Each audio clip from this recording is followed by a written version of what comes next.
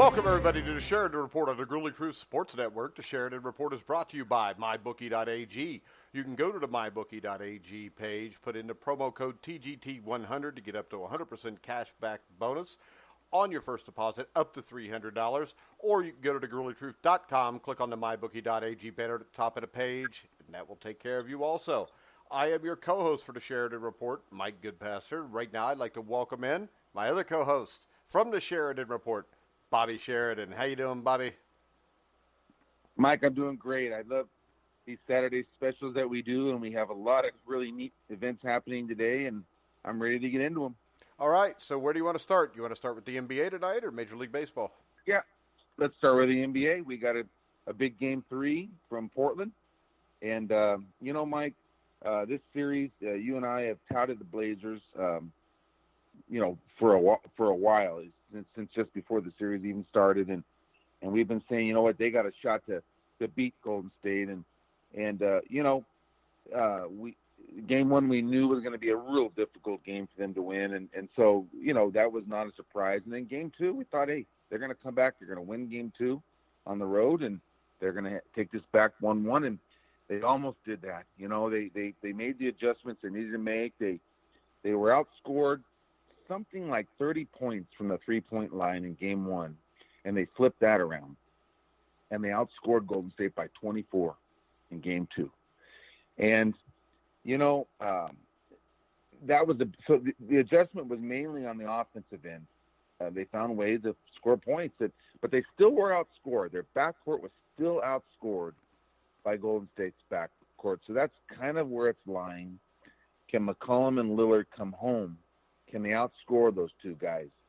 That's going to be big. I think the other players, the other guys, the Harklesses and the Aminus and the two white big guys they play, Leonard and Collins, and can those extra players just raise their level a little bit more at home?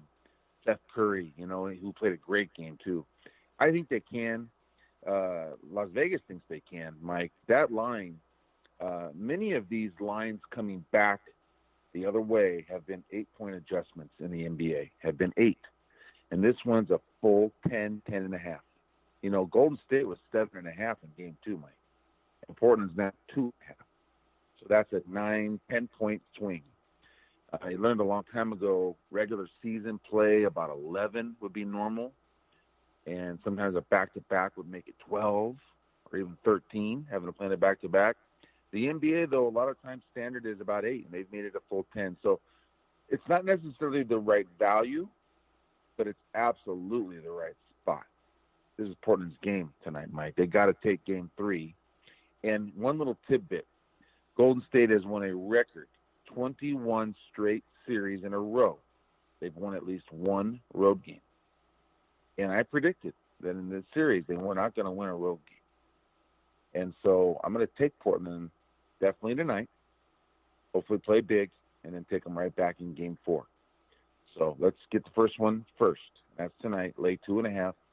Take Portland. I think it's top play, Mike. All right, Bobby. I agree. We're going to go to baseball now, correct? We are. Baseball. Let's give you the mix and matches first. That hit yesterday. They've been hitting 2 out of 3 consistently, and we nailed all 3 yesterday. That Mike, when we put that in, first time around it was 448 when I did the report, or 478. When we put it in the second time after line changes, it went up to 515. So that was over 5-1 on those 3 yesterday. We finished with the Twins, and we're going to try to finish with the Twins again. We have the Mets at 110. The Nationals at 4:15, and the Twins at 7:10. Those are all Pacific times. Mets, Nationals, Twins. That's the 3 value favorites, mix and matchers. You can bet a couple of those with Portland. You can take all 3 together. All 3 together paid $4.29 last night, and I think that's paying a little better now as well. So that's my 3 mix and match. Now we got 4 straight plays today. One's gone. We had the Yankees this morning. That was a top play at plus 117. All right. That was a top play. It's gone. Let me update the score for you. I'm curious myself. It's 0-0 bottom third, and the Yankees got a rally going. So for you guys out there, let's root for the Yankees if you're a Sheridan Report fan, or if you're not, root against them, whatever. But here's the three that we do have left on the board for you guys to look at today. 110 start, Dodgers and Reds. That's your area, Mike. Cincinnati Reds. We got the Reds today as a top play, plus 141 at home. I like the pitching matchup, Male versus Buehler. Basically, the Dodgers are overvalued. I was going to look for one spot in this series, and I found it today. The Reds bullpen is all lined up, and they got the starting pitching edge. And sometimes, Mike, basically what I'm trying to say is the Reds bullpen was not lined up yesterday. Otherwise, I'd have been on them, and it would have been a losing bet because they got shut out 5-0. So, was it 5-0 final? I think it was 5-1 maybe. I think. But anyhow, yeah, 5-0. But 6-0. Will you listen to me at least once? You're like Risley now. You just ignore anything I say, don't you? I just heard the nothing because I thought 5 was. Yeah, I didn't know they scored 6. All I'm right. sorry, Mike. Maybe they didn't, but I thought it did say 6. I'm not sure. But anyhow, it doesn't matter. But it kept us off a loss because the bullpen wasn't lined up. Meaning Iglesias had been used back-to-back days and yada yada. So today it's all ready to go. I think they're going to win both parts of that pitching matchup, starting and the bullpen, and maybe we can get the bat swinging again. They're going to win one in this series, Mike. They're playing. They've improved their play overall. So I like today a lot. The Reds are a top play. And then we go down, and we've got two other plays on the board here. We got the Tigers, very small underdog, plus 103 at home. Again, starting pitching, Matthew Boyd, an ace, versus a 5. But see, Oakland is just overvalued a bit. And they kind of have owned the Tigers, and the Tigers have kind of, the underdogs can't win, Mike. The last 4 nights, it's been really, really tough number, 41-12, the favorites. So people are making money the last 3-4 days betting the Oaklands in this spot, betting the Dodgers. And then they've been winning. But overall, we know, because we've done the research and we've been betting a long time in the MLB, you cannot maintain your return on investments in those type of plays. So you try to find the right spots. Eventually they come around on the dog. So we got the Tigers plus 103. And then finally, Baltimore plus 136. That's a road dog with sneaky pitching matchup here. John Means. I've talked about him too. A left-hander that's lesser known, but who's higher quality now in the American League. He's giving great starts for Baltimore. He'll do it again today against the Cleveland offense. It's not really clicking. And using a call-up, Adam Plutko, he's been called up a couple times over the last few years to make spot starts for them. So you're looking at, a number 2 going against a number 6 or 7. It's a great spot. Last 4 days, favorite wins this accidentally. But Baltimore should play big in this game. So Baltimore, Detroit, Cincinnati, Mike. And there's your baseball. All right, Bobby. So now we're not going to talk hockey because nobody's winning tonight because there's nobody left. But tomorrow night, is that Game 5 of the Blues series? I know I just put you on the spot because you don't pay any attention to hockey. But it is. Game 5 tomorrow, right? And yes, it is. What are the odds on that? We get the Blues plus 110. I'm taking the Blues. I think the Blues win this game. This is the interesting thing. I think the Blues could very possibly win this game as the road dog. The Sharks could win as a road dog, and then the Blues win Game 7 as a road dog. Wow, Mike, that would be beautiful for betting-wise. Yeah, I got the Blues at 110. You got them at 120? I've got them at 110 right now. I've got the Sharks at minus 130. But just looking right ahead to this game, I would go with the plus 110 in the Blues. I think the series is pretty even. I still think at the end, Jordan Binnington's going to be the difference, and I think we're going to see a Boston-St. Louis Stanley Cup final. That'd be great, Mike. And does that? I just looked at the start time, 12:08. So it's a mid-afternoon. That's on the Pacific, 3:08 in real time, 12:08 for you guys out there in the West Coast. Does that start time bother you at all, Mike? No, I'll be fine because I'm not even playing. And if I watch it, it'll be 3 o'clock, so it'll be good. You know what I mean. I know. But the start time to me would probably bother the Sharks more than it would the Blues.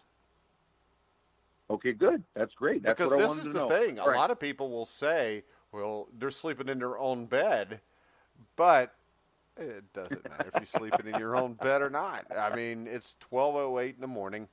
It's 3:08 St. Louis time. Right. When you get to this, well, no, wait, it'd be 3:08, so it'd be 6:08 St. Louis or 5:08 St. Louis time.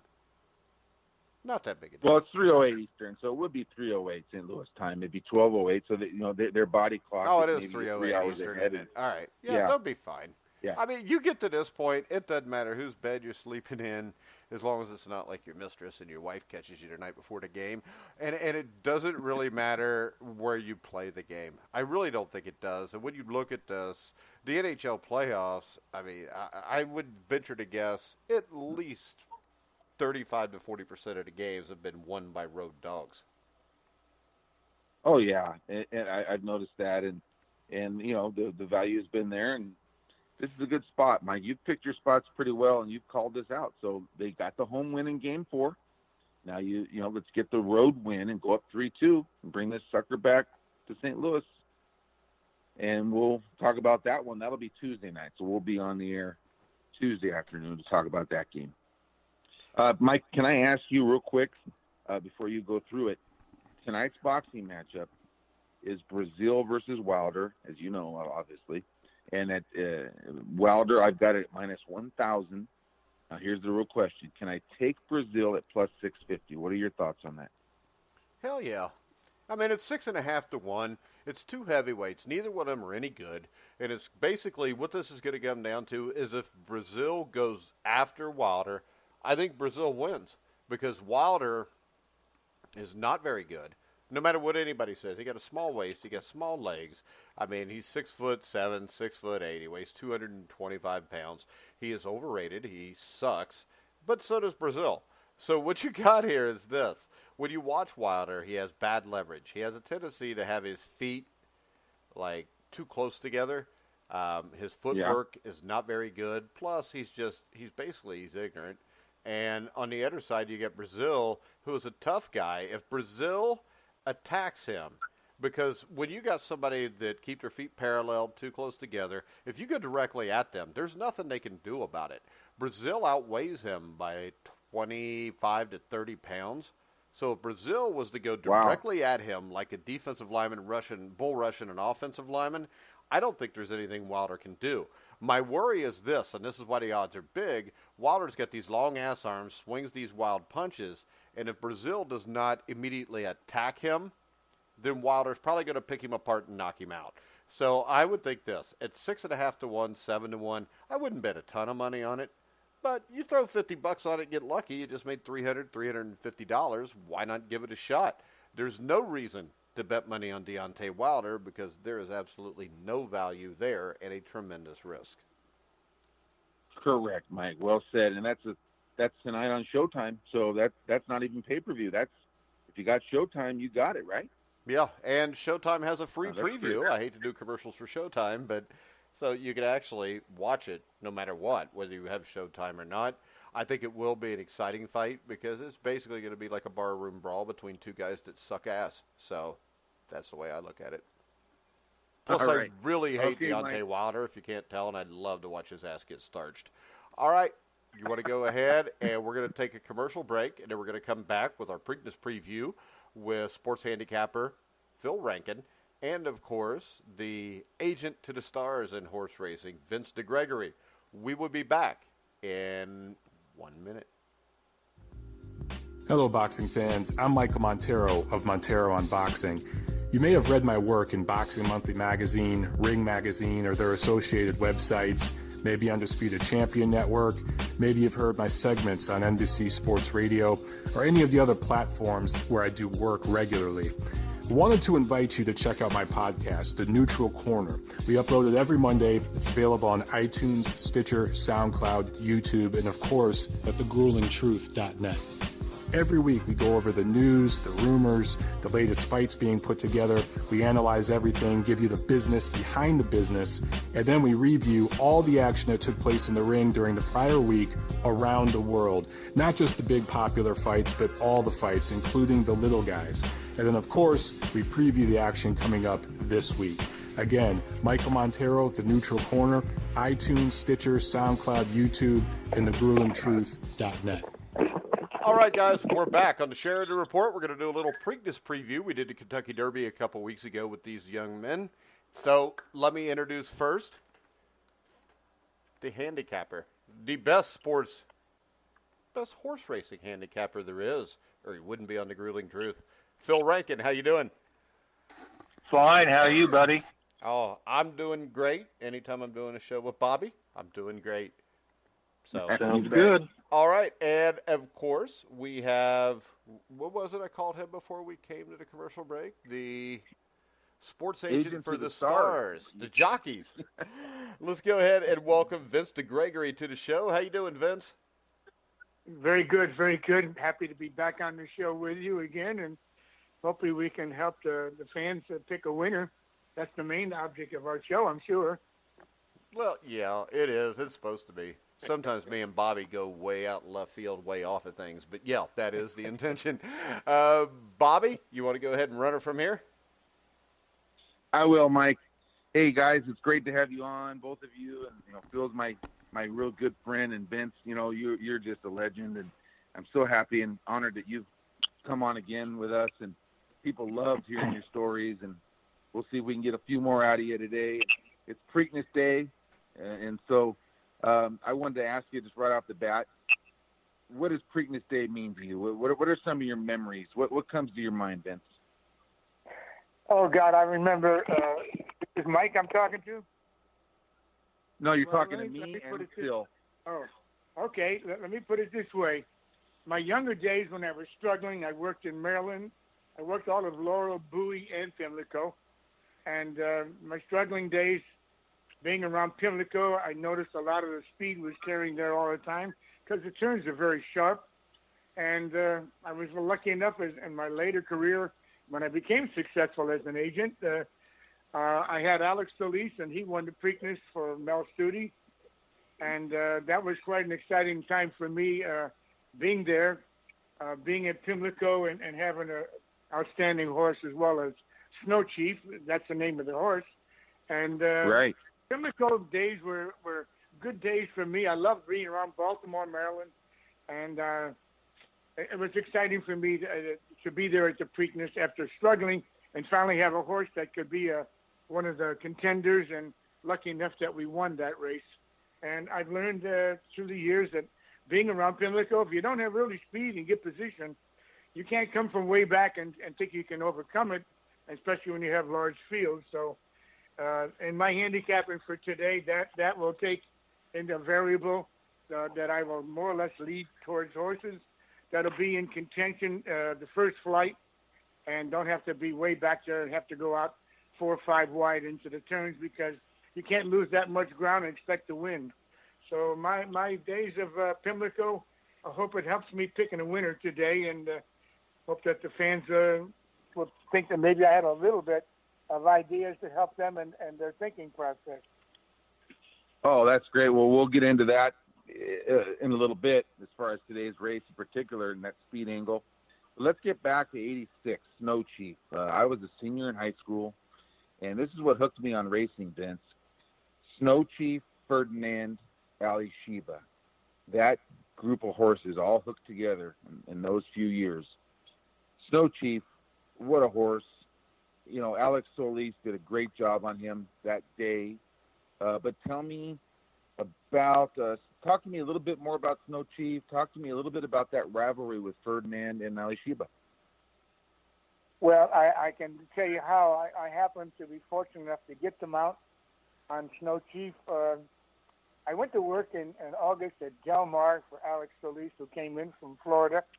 And I was out having dinner, having a few drinks with Gary Studi, who was the son of Mel Studi, and we were at a discotheque, and I said to him, Gary, how's things going? I'm broke, I can't do no good. And so I said, here's $100, and if you have a chance to talk to Dad, I really like the way that Snow Chief ran. Maybe you can help me get on that horse. Oh, he said, I'll talk to Dad about it, but I think he's already got a rider. And the jockey that broke his maiden was Rafael Mazur. And I happened to be listening to his agent, I guess 4 or 5 days later, I heard him commit to another horse for the same race that I thought that Gary was they were going to run Snow Chief in. So, and I said to him, well, maybe if the time comes, you can help me.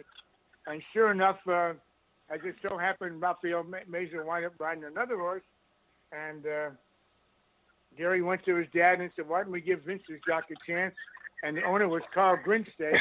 And I knew Carl Grinstead when I was an agent for Pin K, that we used to ride for him. He was a trainer at that time. And so they give us a chance, and we finished third on Snow Chief. And the next day I went by the barn, and I said, Mel, I really like the way that colt ran. I said, I do know Carl likes money, and if I give you a bill for third money, I don't think Solis will be riding that horse the next time out. He said, oh, yeah, you know Carl likes money. I said, so I'm not going to give you a bill for third money. Hopefully that he will give us an opportunity to ride the colt back. And, of course, the rest became history, because the next time Alex got on him, he won, and he started going winning. And we won 5 Grade 1 stakes with him, the Jersey Derby. We won the Hollywood 2-year-old championship stake for $1 million.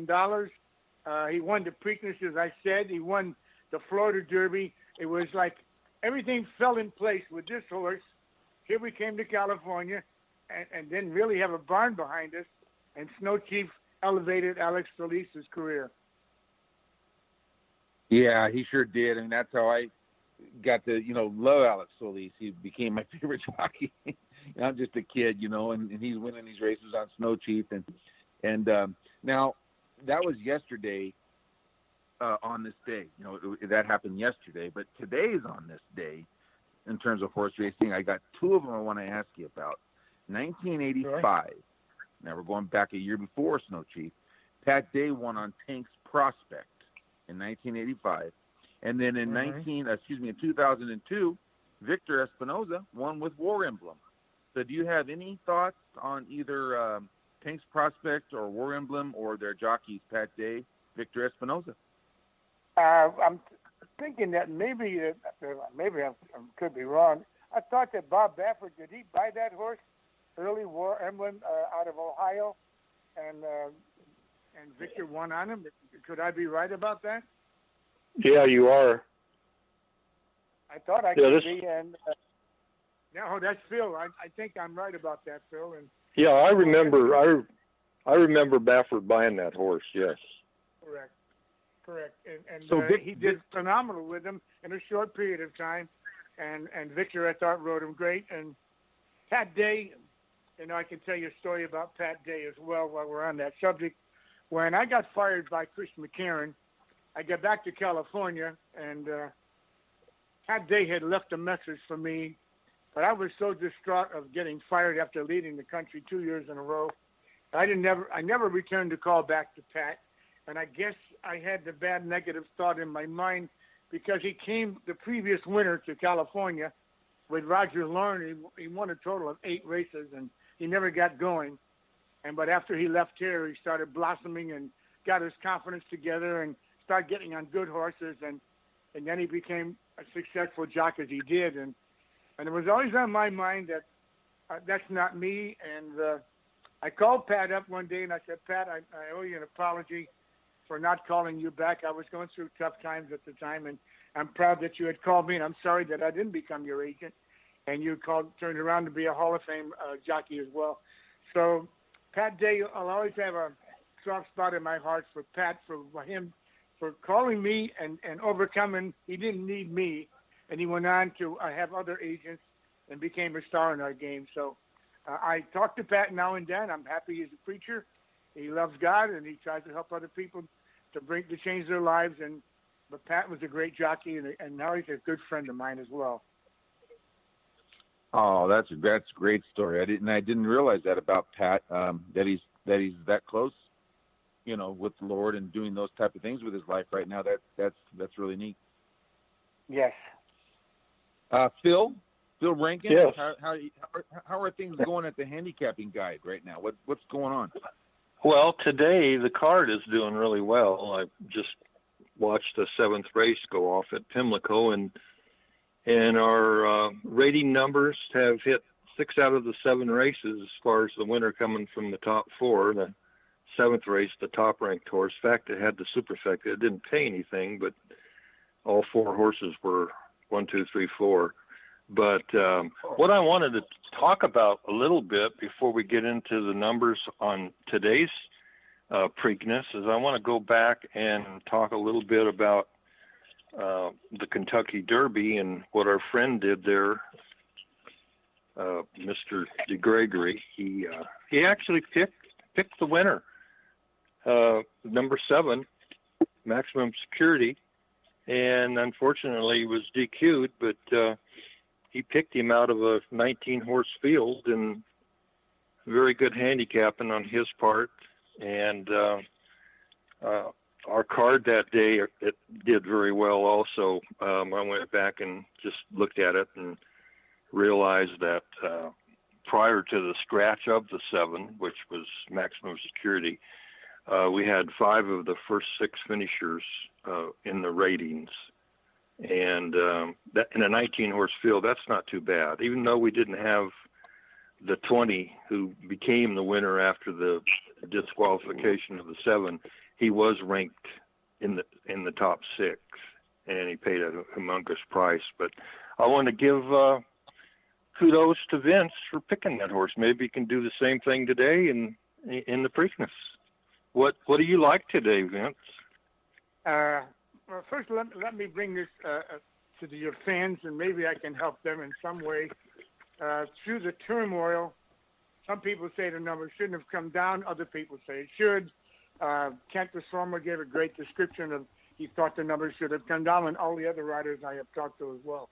Me being a jockey agent, being in the steward's office many times when I was the president of the Jockey Agents Guild out here, the stewards would call me in to more or less have me remember to teach my riders the proper way of staying out of the steward's office.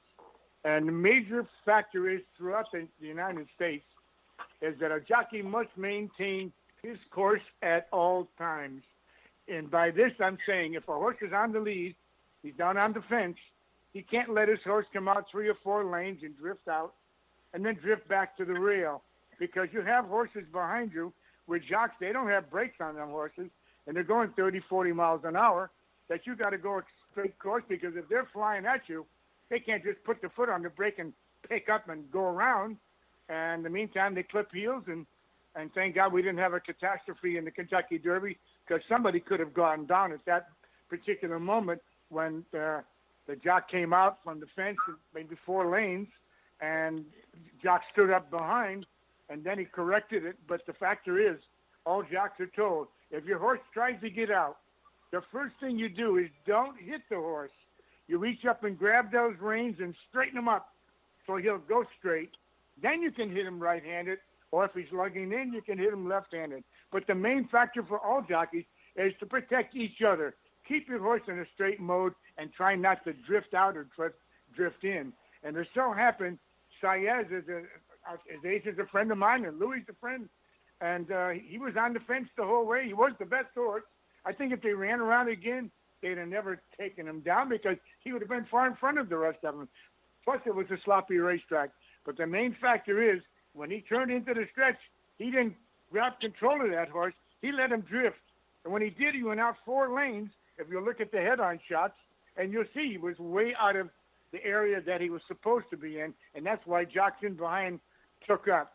And I'm upset of the fact that they gave him 15-day suspension. I don't think it was reckless jockeying. It was just one of those things. In the moment, his horse went out, and I guess his excitement, he let him drift momentarily, and by the time he got him straightened up down through the lane, of course he kept going, and he was the winner. And I can say this, working for a great Hall of Fame jock that I had, Angel Cordero, that was one of Angel's pet peeves. Angel go into that first turn or into the stretch, he would let his horse drift and then drop down to the fence after he carried you out 3 or 4 lanes, and now you've lost 3 lanes trying to overcome that from that incident. So in my situation, I don't think he deserved that amount of days. Yeah, he was wrong, and I thought the number came down properly. The other factor I don't understand is, why didn't the stewards put up an inquiry long before the jockeys complained? Suppose that neither jockey complained, that would be John Court or Flavian Pratt, what would have happened then? Would the numbers stayed up? Since they didn't put the inquiry light up, so to me it was just a bad day for the stewards and the proper call, I thought. Now, getting back to the card today, I tried to imagine me if I was in the racetrack and watched the early days cards, but I noticed that 75% of the cards, it's all turf racing, so we can't get an idea.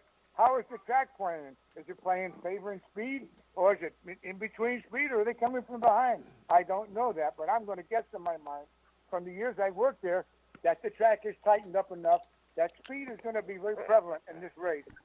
And looking at handicapping factors, I thought the 3-horse Warriors charged with Castellanos on him, who had a fantastic day. Yesterday, he won 5 stake races. And the other horse we know is the local horse called Always Smiling.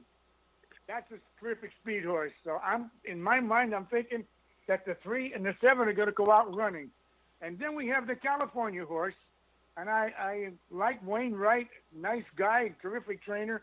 I didn't like what he did to Juan Hernandez, who rode that horse beautifully and win those stake races and up at Golden Gates, and then to decide to take him off. And I didn't think that was classy, but I don't think it was him, Wayne, actually. I think it was the owner. But I think his horse, the 12, since he showed speed up in north on the Papita, he's going to be in contention. So I'm visualizing the 3, 7, and 12 are all going to go into that first turn and try to get positioned quickly, because that turns is so sharp. If you don't make them, you're going to lose 3 or 4 lengths on both sides from the first turn into the stretch. So I'm visualizing those 3 are going to set up the race. And I'm hopefully inside a War of Will with Tyler Gaffalione, another outstanding young jockey who I thought did a great job of not going down in the Kentucky Derby, because he was right in behind the leader at that moment, if you see the pictures. And I also think that Mike Smith is going to be in the right position with Improbable. And I noticed Bob blew him out the other day after he had run already. And so I think the race most likely is going to come down to the 2 horses that have been shown that they have the best class. And that is Improbable and War of Will. But looking at War of Will, as you can see, his first 4 races were on the turf. They originally thought he was a turf horse and didn't realize that he was just a versatile horse that he could run both ways. And now that he's on the dirt, his race, the last time was very, very good race. But the time before that, he threw in a clinker. I don't know what happened there. He got distance. So I'm going to look at the class of the race, Improbable. And Bob Baffert, he's won, 7 Preaknesses? So I'm thinking he's got another horse that's going to win another Preakness for him. So I'm going to pick the race. Improbable, number 4. War of Will, 2nd. And I'm going to pick the California horse, another Swiss Fate, to be 3rd. And most likely somebody else will have different ideas. I'm sure Phil's might have different ideas with his handicapping, so I'm eager to listen to everybody else.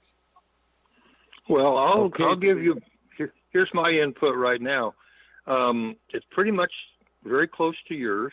As people know that I do this with close to 40 handicapping factors. There's no bias involved. And I did hear Bob Baffert in an interview the other day, and he seemed pretty confident with his 4.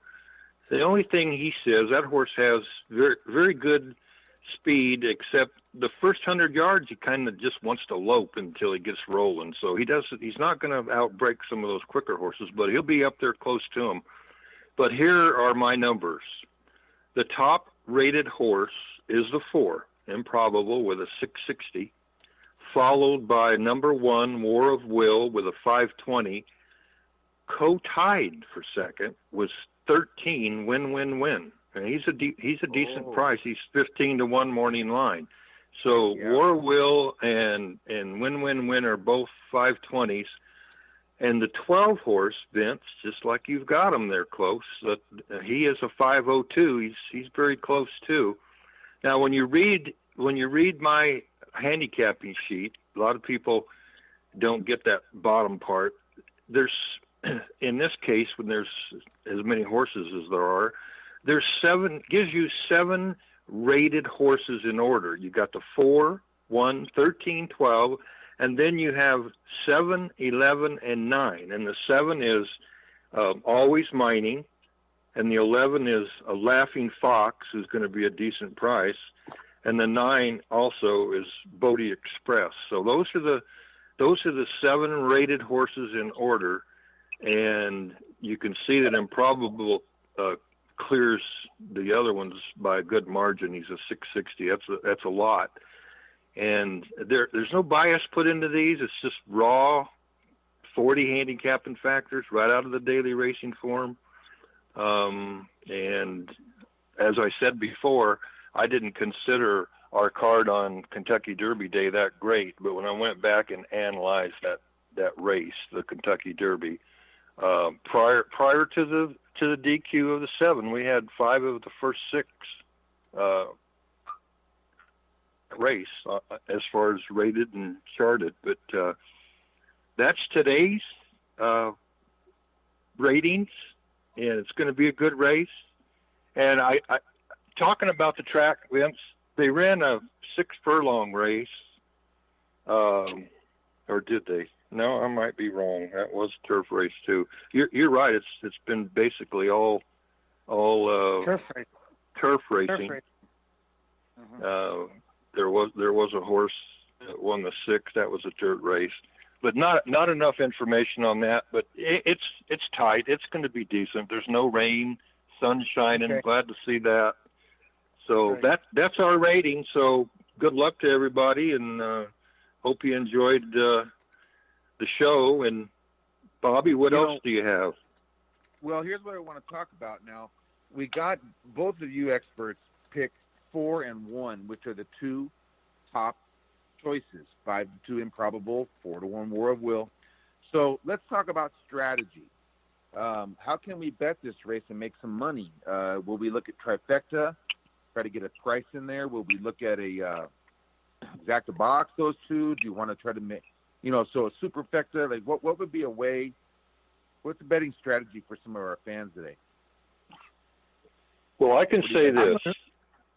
Yeah. As you know, every day on our Facebook page, you can go to our Facebook page, the Handicapping Guide. Go to our Facebook page, and you will see a daily report of the major tracks. Now, we try to do during the week when it's not a lot of activity, like let's say Monday through Wednesday up to Thursday.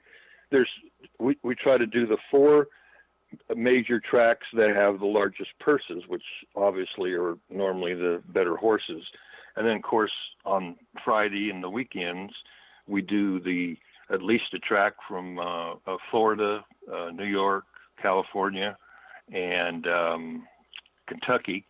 And so, like today, we have 6 tracks that we're doing, and we do a report every night on the top highlights. And the top highlights are always going to come from the superfectas and the trifectas, and we have those daily that are pretty darn nice for people to latch onto. It's just what you get used to. You win one of these and you get a few extra dollars.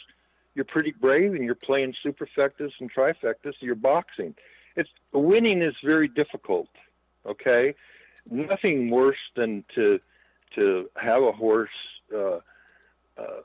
be your top horse and wind up 3rd or 4th, and the horses that are with him in a trifecta or superfecta are also rated horses, but they're huge numbers, and the thing pays monstrous dollars, and you're sitting there with win money only and get nothing.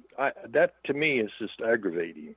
So I would rather take my dollars and put it into superfectas and trifectas, and then if you want to, bet your horse straight on the side. But the superfectas and trifectas and pick 4s, those things will reward you with major payoffs with not a lot of big dollars involved. Yeah, I might put down, say, the cost of this race to play that trifecta the way it came out was $72.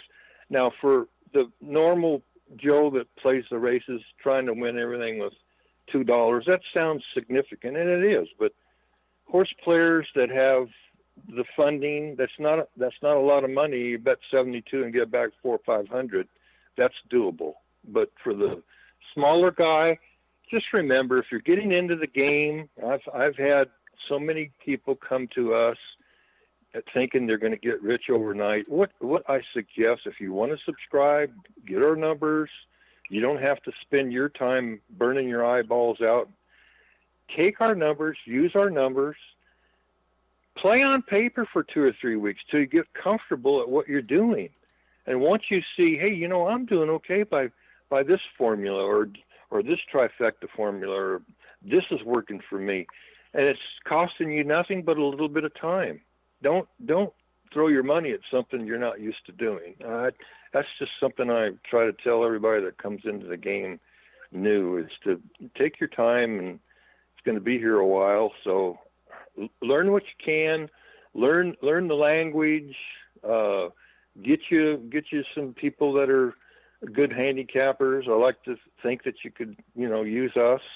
Like I say, we're not a tout service. We give you figures that give you a high percentage of winnings, and a lot of the major players that use our service are handicappers themselves, and they use their own system. Because, see, that's one of the beauties about horse racing. People fall in love with it because it's a puzzle. They like doing puzzles. Handicapping is a puzzle. I'm taking the puzzle away from you, but if I can give you numbers that are high percentage, take it and put it in with the way you figure out the puzzle, and just see if your numbers and our numbers can come together and make you a better handicapper. And that's what we try to do. Okay, so let's get a superfecta box between you guys that we'll call it the Grueling Truth Superfecta box special here. You guys each like the 1 and the 4 to run first and second. You guys each had the 4 and 1. So let's get 2 horses to throw in with those 2 favorites. Phil, I think yours is the 13 because you've got him co-second. Win, right? He's 13 and 12. Yeah, 13 and 12. Okay, so all right, and then Vince, you like the 12 to run third, the California horse. Yes. So I would think. Yes, I do. Yeah, I think we can go 1, 4, and then go to the outside, 12 and 13. Let's box those 4 in a superfecta, and we can get lucky if the 12 or 13, one of them wins it. Wouldn't that be great? Yeah, so, tell the folks this. If you play it for 50 cents, it only costs you $12. Correct. So a 4-horse superfecta box for 50 cents $12. would be only $12. Okay, for very good. Cents, all right, yes. Let's do that. Now, I'm going to throw out a horse that we haven't talked much about, either one of you gentlemen, because this is a horse I think's got a long shot. This is my long shot. Owendale, number 5. What do you guys, anything on him? Any notes or tidbits on Owendale? Well, I can say this. As you well know, all my stuff, all my data is based on the daily racing form. I don't even buy the daily racing form or read it any longer. All my strategy and data is cut and dried. All I do is take the data file from Brisnet for DRF and put my numbers in there, and it comes out that way. So I can't really give you anything on the 5. I don't have anything on the 5 personally. I don't know. If you're looking at the form and you think the 5 has a chance, fine. What I would do is people that play 10-cent superfectas, if you box the top 4, that would be the 4, 1, 13, and 12 for 10 cents. That costs you $2.40. $2.40. That's the 13 and 12 upset. What if you throw the 5 in and make it 5 horses? Yeah, you can do that. You can do that, but here. Well, for $1, when you do 5, it's 120. So for 10 cents, it's what, $12? Yeah, $12. Okay. Now, do you have anything on Owendale? I looked him up, and I see he took a long time to get through to finally winning a 9 winners of 8 race other maiden they're claiming, and it took him 1, 2, 3, 4, 5, 6 races to beat allowance horses. But the only thing is, last race that he ran in Lexington, he happened to win that race. That paid $25. He beat another twist of fate, and another twist of fate is my third selection. So I would give him a chance. Well, very good. All right. Hey, Bobby. Bobby. My long shot. Yeah, Phil. Bobby, do your 5, but here's the thing. Looking back at the Kentucky Derby, you know how my chart sets up with the top 4 in big bold and then the 3 below that. In the Kentucky Derby, after the 12 was scratched, he was the Omaha Beach. He was the 5th ranked. The 7 and the 20 were next in line. Now, they come out of that lower group of rated horses. Today, you don't want to forget about those. We haven't even mentioned those, except when I did the top 7. Here's another thing you might consider. If you're playing 10-cent superfectas, that's costing you $2.40 for every superfecta that you play. How about taking the 4 and the 1? You already got it with the 13 and 12, okay? Take the 4 and 1 and put in the 7 and the 11, and take the 4 and 1 and make sure that the 9 gets in there. That way you got the 3 horses on the bottom covered. If it's $2.40 for a superfecta, you can mix and match those around, but don't leave the 7, 11, and 9 out, because if you did that during the Derby, you wouldn't have had the 7 and the 20.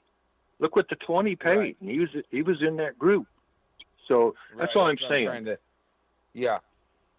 trying to come up with a strategy to make some money today. If the 4 and 1 are going to be right there, we got to come up with something around them. Now, the other strategy would be, hey, I don't like anything but the 4 and 1. You can just hammer that exact box or hammer it one way. That's another thing that some guys like to do, right? Yeah. Yeah. So here's the other thing. Variety. Listen to this. Let's just say that you say, I'm going to take $2.40 and I'm going to discard the 4 and the 1, and I'm going to take that 13 and 12 with the 7 and the 11. Then I'm going to take the 13 and 12 with the 7 and the 9, and the 13 and the 12 with the 11 and the 9. So that way you've got the 3rd, 4th, 5th, 6th, and 7th ranked horses boxed in superfectas for little money without the 1 and the 4. If something happened and those 2 were not in the superfecta, you're looking at another thousands for no money, for little money. Right. Okay, that's just the way to do things. It's wide open, and if we knew exactly what was going to happen, you wouldn't have to handicap. You just go buy the ticket. Hey, very good, guys. I like getting off into a little bit of a discussion like that, because we have some newer handicappers that like to know how to make money on races, and getting your guys' expertise that have been doing this for years, and that's really good for our listeners to hear. Well, okay, guys. Before we leave, can I say this? I want to thank the subscribers to our products, and I want to thank you for listening to the podcast and becoming good listeners to the Grueling Truth, because Mike and Bobby, they do a great job, and I appreciate them having Vince and I on for the horse racing segment, and I hope we can do the Belmont in a couple of weeks. And just remember, if you get involved and you start liking this, you got to turn over every stone. And one thing I have to preach to the subscribers: don't just take our card and use it and have some success. Every night, do your homework. Go back and read the Facebook page of the results. Even though you weren't playing, you can get a lot of valuable information on how the card has done on that specific day. Every day we have major payoffs. I was telling Bobby there was that superfecta we had a couple of weeks ago up at Golden Gate. Who ever thought Golden Gate? Come on, everybody kind of looks down on Golden Gate. With Santa Anita only running 3 days a week, Golden Gate's blooming. And we had a superfecta in the 5th race a couple of weeks ago. And I always fill my reports based on $1 increments and superfectas and trifectas. Well, boxing the top 4 in the 5th race superfecta at Golden Gate, $24, paid $10,800 for $24. That was the highlight of that day. But Bobby knows, because I send him our highlight of the day. It's pretty dramatic every day. Now you can read that every evening. How the cards have done, our cards that we put out there for you folks to buy, how they've done, top highlights. I know you can go and pull up the results and check every race. We do put the cards online free after the fact. Sometimes we put the last 2 or 3 races at various tracks. I have been lately on Mountaineer, if they're like running during the week and they're one, I'll put that whole card on in the evening for people to play with. So we're here to help. Yeah, you folks can find that card at thehandicappingguide.com or go on thegruelingtruth.com and click on the THG little square advertisement there. It'll take you right to it. And Vince, thank you very much for coming on again. It's just a tremendous honor and pleasure to be able to have a man of your stature on our horse racing, and appreciate you very much. And will both of you gentlemen do the Belmont with us? Yes, but definitely. I like to always be available, because I remember as a young agent, I always wanted to be around people that were smarter than me so I could learn things, and that to me was a great tribute. A lot of guys like me, and they took me under their wing. And now with any insight that I have as an agent that I can give to the fans, and they can make a living and make a few dollars here and there, that gives me a lot of joy and happiness, because it's always nice to be around people that are smarter than you, and that's how I learned. So whatever I've learned through my years of being an agent since '59, I try to help others. They come to me on the track and say, Vince, can you help me? I say, I'll give you the best ideas that I can. I'm not God. I'm not going to say that they're going to win, but you have a better chance if I can tell you about some horses than you try to pick it through the racing form. And another factor today, why I really like Improbable, his daddy, City Zip, won 8 stake races. So his daddy was a pretty good racehorse, and to win 8 stake races, that's talking about in a separate class. So I think that's Improbable. If he just tries today, he'll cakewalk. Well, okay. What do we think his price will be at post time? Is he going to be 6 to 5, something like that? Oh, I think 2 to 1. I say 2 to 1 or 2.5, around that neighborhood. Yes. You know what happens in this situation? Other people are going to try to pick long shots and take stabs, which I don't blame them. Some bet names. Some think, I got to put up $2. I want to get $40. So they'll be betting around. And only the sharp bettors will be probably laying it on the 1 and the 4. The rest are going to be taking, this is their day of happiness and the Preakness. Not the good gamblers will be putting their money into the machines today on the Preakness, I don't think. Right. Okay, well, just to put it on air, my official pick is War of Will, the 1. And my long shot pick is Owendale. And so I'm going to go 1-5. All right, guys. Like that, so the fans can make money. Well, hey, Bobby, before we...